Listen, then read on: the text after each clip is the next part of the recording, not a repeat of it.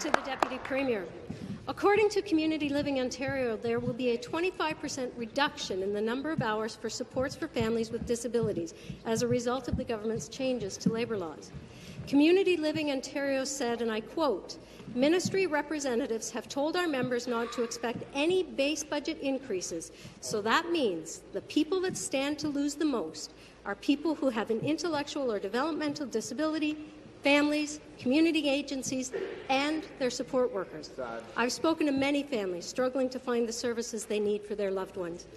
Not one of them has said they can absorb a 25% reduction in service.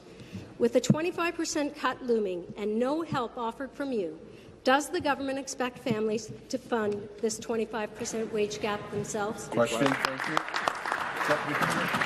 To the Minister of Community and Social Services. Minister of Community Social Services. Well, thank you very much, Mr. Speaker. And certainly our ministry is committed to ensuring that frontline services are available to those with developmental disabilities.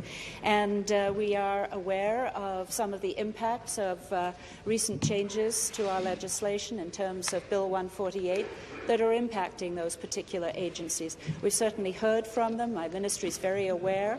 We're looking at the figures that they have produced for us. We're looking at them very carefully, and I would assure the member that we will not see any diminution of any services for those adults with developmental disabilities. Supplementary.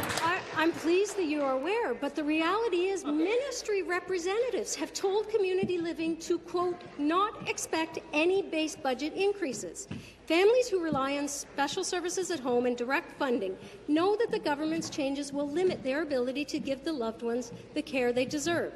Brampton Caledon Community Living President Kathy Bell said, quote, "BCCL will be forced to make deep cuts to its services and labour force. This will have a severe daily living consequences for extremely vulnerable people and their families." In a letter sent to the Premier, Brampton Caledon Community Living identified the annual cost to comply with the changes at $2.4 million. Wow. How does the government expect community living organizations and families to fund this 25% wage gap? That's just one. Thank you. Minister of Labour. Speaker, thank you, and certainly I do thank the member for the question. Prior to the introduction of Bill 148, Speaker, And again, the member thinks he can go to a different seat. I'll catch him. The member from Prince Edward Hastings is warned. Minister. Thank you. Prior to the introduction of Bill 148, Speaker, we consulted broadly with the business community, with the nonprofit sector, with those people that provide services, and even after, Speaker, after the debate,